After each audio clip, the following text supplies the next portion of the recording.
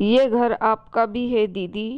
रात में ठीक से न सोने की वजह से अदिति का सिर भारी हो रहा था। बच्चों को स्कूल भेजने के बाद मन हो रहा था कि एक झपकी ले ले। फिर सोचा अभी थोड़ी देर बाद दूध वाला, काम वाली सब डोरबेल बजा कर उसका सिर दर्द और बढ़ा देंगे। इससे अच्छा है काम खत्म होने के बाद थोड़ी देर दोपहर में ही आराम से सो जाए। अदिति के पति मनीष ऑफिस के काम से एक हफ्ते के लिए शहर से बाहर गए हुए थे। जब भी मनीष घर में नहीं होते उसका ऐसा ही हाल होता था। रात में जरा सी भी खटपट होती तो उसको लगता जैसे कोई घर में न घुस आया हो। इसी वजह से वह ठीक से सो नहीं पाती थी। काम खत्म होने के बाद सोचा अभी बच्चों के आने में टाइम है, तब तक थोड़ा आराम कर लेती हूँ। अपना फ़ोन साइलेंट मोड पर कर वह सो गई। उठने के बाद देखा कि बड़ी ननद महिमा दीदी की 4 मिस कॉल थी। दीदी की इतनी मिस कॉल, कहीं कोई ज़रूरी बात ना हो सोचकर उसने दीदी को फ़ोन लगाया तो वह बोली, कहाँ घूमने गई थी अदिति? मैंने तुम्हें यह बताने के लिए फ़ोन किया था कि कल हम लोग तुम्हारे यहाँ आ रहे हैं। तुम लोग घर में ही हो ना? जी दीदी, मनीष बेंगलोर गए हैं, 2 दिन बाद लौटेंगे। बच्चों में तो घर पर ही हैं, उसने दीदी को बताया। कोई बात नहीं, तुम तो घर में हो, वैसे भी हम लोग तो 8-10 दिन रुकेंगे, दीदी ने जवाब दिया। अचानक से दीदी के आने का प्रोग्राम सुनकर वह खुश होने की बजाय परेशान हो गई। घर के कई सामान खत्म होने वाले थे। वह सोच रही थी मनीष के आने पर साथ जाकर ही ले आएगी। अब तो उसे ही मार्केट जाना पड़ेगा, सब्जी वगैरह भी लानी पड़ेगी। जब मनीष घर पर नहीं होते तब बच्चों की मौज ही मौज हो जाती। कभी राजमा चावल, छोले पूरी, कभी पुलाव बनवाते, वह खुद भी वही खा लेती थी। हमेशा जैसे दाल चावल सब्जी रोटी नहीं बनाता था। उन लोगों के लिए दूसरा बेडरूम भी तैयार करना पड़ेगा। वह इन सब के बारे में सोच रही थी कि मम्मी का फ़ोन आ गया। उसकी आवाज़ सुनकर वह बोली, क्या हुआ बेटा, कुछ परेशान लग रही हो? तबीयत ठीक नहीं है क्या? बच्चे तो ठीक हैं?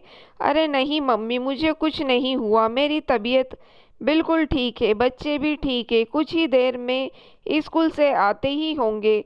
कुछ देर पहले महिमा दीदी का फ़ोन आया था, वह लोग कल आ रहे हैं। मनीष भी घर पर नहीं है। आना ही था तो पहले से बता देते, मैं कुछ तैयारी कर लेती। अब जब ट्रेन में बैठने वाले हैं तब बताया है। मैं इतनी जल्दी अकेली क्या क्या करूं समझ में नहीं आ रहा। मेरी बात सुनकर मम्मी बोली, बेटा वहाँ महिमा का भी तो घर है, इसमें पूछना बताना कैसा? कल को जब हम नहीं रहेंगे तब तुम्हारा भाई भाभी भी अगर इसी तरह सोचने लगे तो तुम्हें कैसा लगेगा? मम्मी की बात बीच में काटकर वह बोली, आप मुझे गलत समझ रही हैं मम्मी, मुझे उनका आना बुरा थोड़े ही लग रहा है। महिमा दीदी तो बहुत अच्छी है, उनके साथ मेरी बहुत बनती है। मैं तो बस यह कह रही थी कि अगर पहले से बता देती तो मैं उनके आने की तैयारी अच्छे से कर लेती। तुम शहर में रहती हो, किसी गांव में नहीं। आजकल तो फ़ोन करके से सारा सामान घर पर आ जाता है, जो चाहिए मंगवा लो।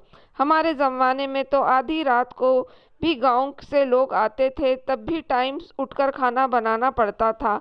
बाहर से मंगवाने का तो कोई चलन था नहीं, ना कोई बताकर आता था। वैसे भी वह लोग तो कल दोपहर तक पहुंचेंगे, तब तक अपनी काम वाली से उनके कमरे की अच्छी तरह सफाई करा उनकी ज़रूरत का सामान उसमें रखवा देना। आजकल किसके पास इतना टाइम है कहीं आने जाने का? महिमा तुम लोगों से प्यार करती है, तभी तो अपना घर समझकर हक से आ रही है। फिर वहाँ कोई मेहमान नहीं, मनीष की बहन है। अगर कोई कमी रह भी गई तो वह समझ जाएगी। मैं जानती हूँ वह बहुत समझदार है। रिश्तों को मजबूरी समझकर निभाओगी तो बोझ बन जाएंगे। और फिर भाई बहन का रिश्ता तो रिश्तों की माला में मोती की तरह होता है। ध्यान रखना तुम्हारी जरा सी लापरवाही से कहीं यहाँ मोती बिखर न जाए। आप बिल्कुल ठीक कह रही हैं मम्मी, मैं फ़ोन करके सामान मंगवा लेती हूँ। सब्जी और फ्रूट्स कल सुबह जाकर ले आऊँगी। लगता है बच्चे आ गए हैं, मैं आपसे बाद में बात करती हूँ, कहकर उसने फ़ोन रख दिया। अंश और मेघा स्कूल से आ चुके थे। दोनों को खाना देकर वह बाहर से मंगवाने वाले सामान की लिस्ट बनाने लगी। खाना खाते हुए भी दोनों की खट्टी-मीठी नोक-झोंक चालू थी। मम्मा देखो, आज फिर मेघा ने मेरी टी-शर्ट पहन ली। अंश ने उसकी तरफ देखते हुए कहा। हाँ, पहनूंगी। तुमसे ज़्यादा यह टी-शर्ट मेरे ऊपर अच्छी लगती है। मैं गोरी हूँ ना? मेघा ने जवाब दिया। हाँ, बड़ी गोरी है। भूतनी जैसी तो तेरी शक्ल है। अंश ने चिढ़ाते हुए उसकी चोटी खींच दी। मेघा उसे मारने उसके पीछे दौड़ी। तुम दोनों इतना शोर कर रहे हो, मुझे कुछ सुनाई नहीं दे रहा। लगता है यह मुझे फ़ोन नहीं करने दोगे। मैं अंदर जाकर फ़ोन करती हूँ, कहकर वह अपने कमरे में आ गई।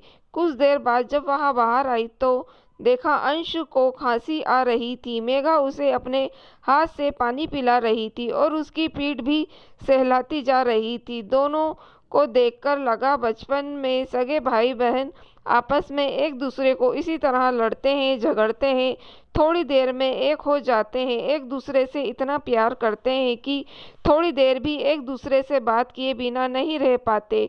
हर चीज़ मिल बांट कर खाते हैं। फिर बड़े होने के बाद उनके बीच इतनी दूरियां क्यों आ जाती है? मम्मी बिल्कुल सही कह रही थी। अपने रिश्तों को संभालना हमारे खुद के हाथ में है। हमारे बच्चे हमसे ही सीखते हैं। अगर आज हम उनके रिश्तों को बोझ समझकर निभाएंगे, कल हमारे बच्चे भी वैसा ही करेंगे। मैं ऐसा नहीं होने दूंगी। मैं अपने बच्चों के सामने गलत उदाहरण पेश नहीं करूंगी। दोनों बच्चों को होमवर्क कराने के लिए बिठाकर वह कल के खाने के मेन्यू के बारे में सोचने लगी। दीदी कितने दिनों बाद अपने घर आ रही है, आखिर खाने में कुछ बढ़िया तो होना चाहिए। दोस्तों, अगर आपको कहानी पसंद आई हो तो आप मेरे चैनल को सब्सक्राइब ज़रूर कीजिएगा और मेरी वीडियो को लाइक और शेयर भी ज़रूर कीजिएगा। Thank you for watching.